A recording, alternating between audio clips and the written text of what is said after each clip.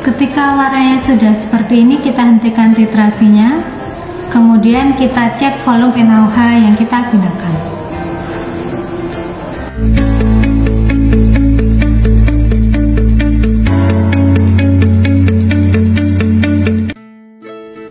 Hai semuanya, hari ini kita akan praktikum untuk menentukan kadar asam asetat dalam cuka makan dengan metode titrasi asam basa.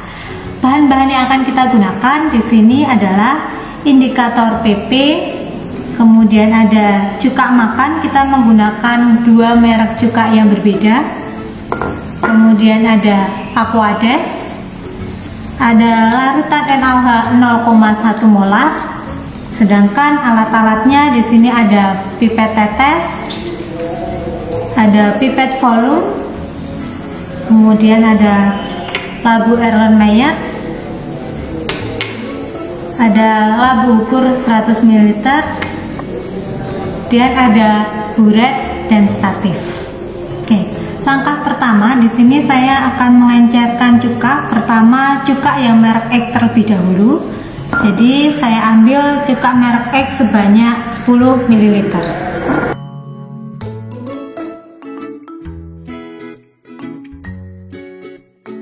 Kemudian kita masukkan ke dalam labu ukur.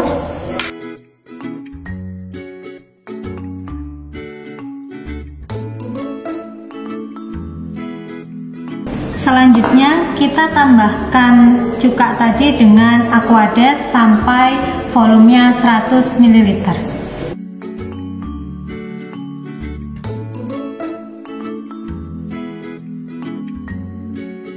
Kalau sudah, kita campurkan yang isinya cuka makan tadi dengan Aquades sampai tercampur rata.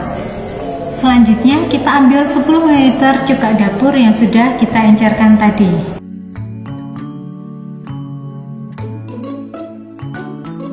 Kemudian kita masukkan ke dalam salah satu Erlenmeyer. Lakukan hal yang sama juga untuk Erlenmeyer yang kedua.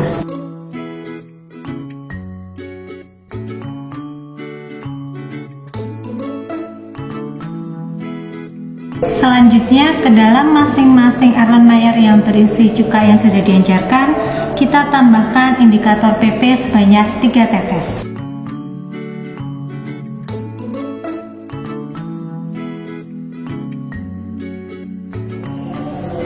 Selanjutnya kita akan melakukan titrasi cuka makan yang sudah diencerkan ini tadi dengan larutan NaOH 0,1 molar. Jadi larutan NaOH 0,1 molarnya dimasukkan ke dalam buret sampai volumenya 50 ml. Nah, dalam hal ini saya sudah memasukkan larutan NaOH ke dalam buretnya. Kita bisa dibantu dengan kertas putih supaya bisa melihat warna dengan lebih jelas. Kita akan meneteskan larutan NaOH tetes demi tetes sampai larutan yang di dalam Erlenmeyer ini berubah warna. Kemudian kita catat larutan NaOH yang kita gunakan.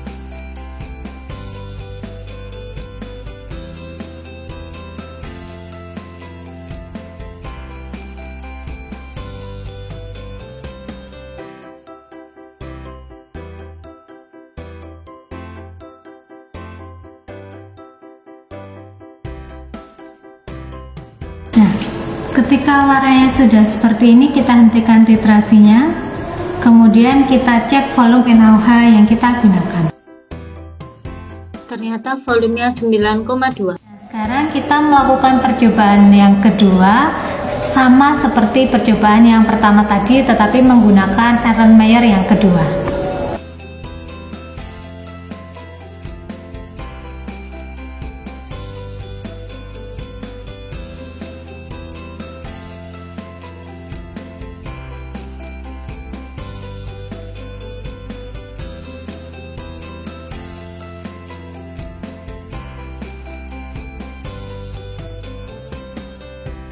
Nah, warnanya sudah berubah warna seperti ini.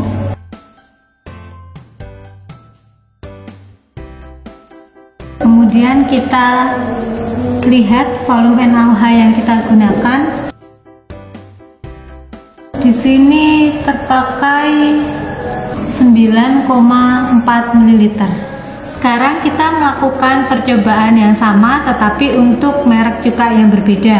Kita akan menggunakan cuka merek Y. Nah, sama seperti tadi, kita melakukan pengenceran terlebih dahulu.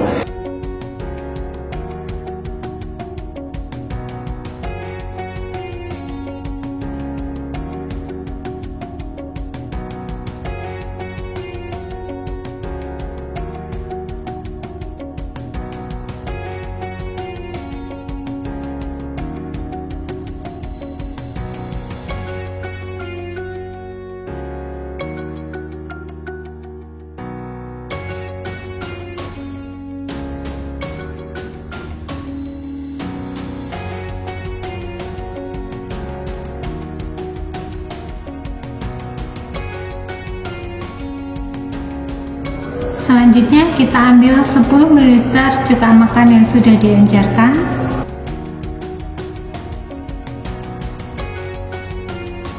Kemudian kita masukkan ke dalam Erlenmeyer. Lakukan hal yang sama untuk Erlenmeyer yang kedua.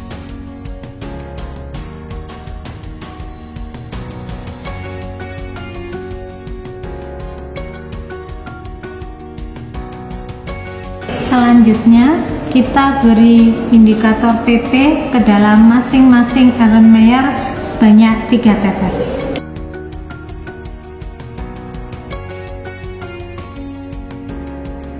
Selanjutnya kita titrasi seperti tadi dengan larutan NaOH.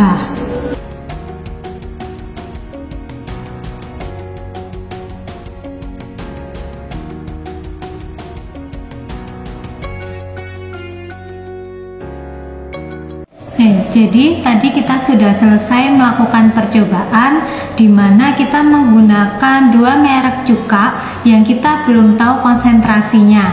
Kemudian tadi kita reaksikan dengan larutan NaOH 0,1 molar, berarti larutan NaOH-nya sudah kita ketahui konsentrasinya, yang kemudian tadi kita masukkan ke dalam burer.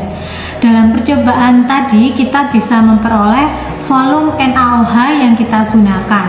Nah, dalam percobaan kita melakukan pengulangan minimal 2 kali untuk setiap merek cuka supaya hasilnya lebih akurat. Selain itu, data yang kita peroleh kemudian volumenya kita rata-rata untuk mendapatkan volume NaOH, sehingga melalui perhitungan kita akan mendapatkan kadar atau konsentrasi masing-masing merek cuka yang kita gunakan.